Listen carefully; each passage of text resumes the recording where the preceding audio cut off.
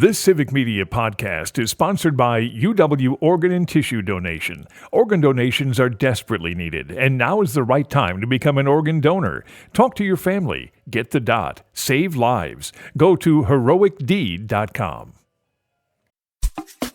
This is your WAUK Daily News Roundup for the Shaw, 101.1 FM and 540 AM in Waukesha.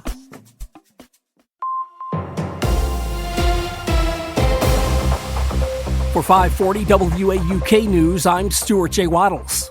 One person is dead and an MCTS bus driver is in custody following an incident last night. The Milwaukee County Transit System bus hit two men working on a parked vehicle near 47th and Villard at around 10:30. A 79-year-old man was pronounced dead at the scene. A 37-year-old was taken to the hospital. The 51-year-old bus driver stayed on the scene and was taken into custody.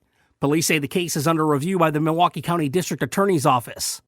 It was a 40-year-old tow truck driver from Chicago killed in a hit-and-run accident on Christmas Eve in Waukesha County. Police say Hussein Farhat was assisting a disabled vehicle on I-94 when he was hit. The suspect, a 39-year-old man, turned himself in following an anonymous tip that led investigators to a home in the village of Wales. A vigil was held last night to honor Farhat's memory, with dozens of tow truck drivers lighting up the Summit Park and Ride lot.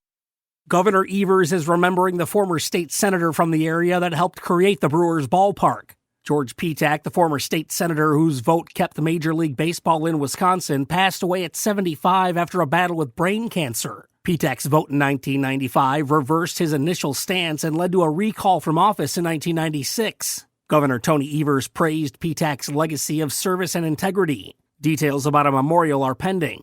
The lights on the Hone are for Hanukkah. The Hone Bridge is being lit in blue and yellow with plans to increase the light display each night until January 1st.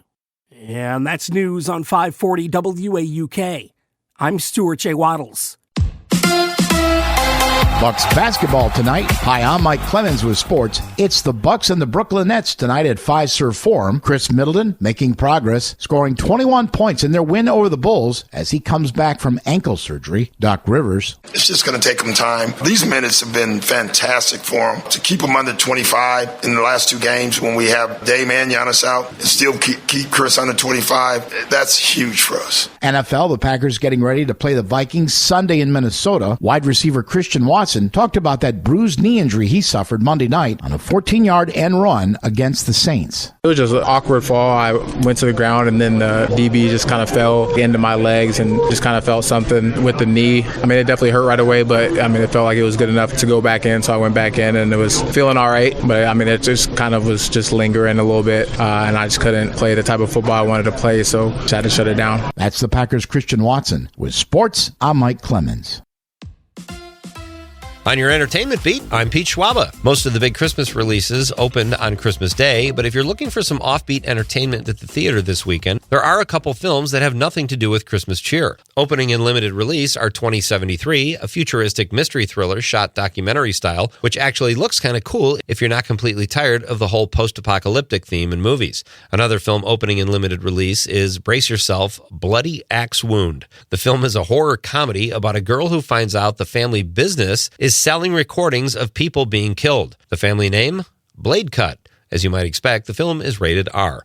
Overall, the box office rallied after a slow start in 2024, and looking ahead to the new year and right around the corner are two films Hollywood is hoping achieve blockbuster success.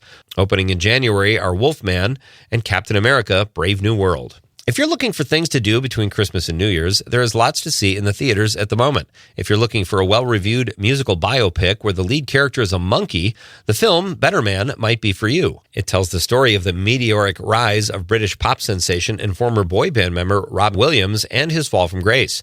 If you're wondering why they made him a monkey in the film, it's because Williams says he always felt less evolved, and because when he's on stage, he sometimes feels like a monkey. One of the weirdest trailers I've ever seen, but it is getting good reviews. Other films that open on Christmas Day include The Fire Inside, about a female boxer from Flint, Michigan, who becomes the first woman to win gold in the sport at the Olympics.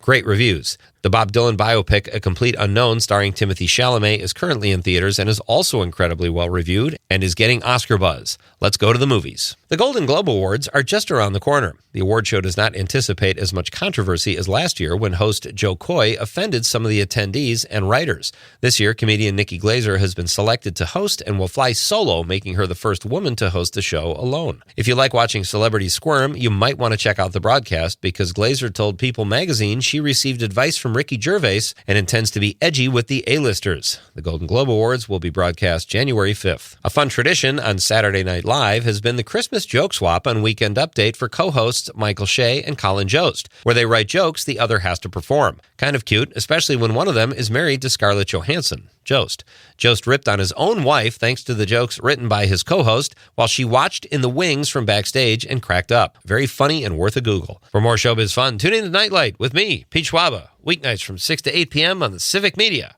Radio Network.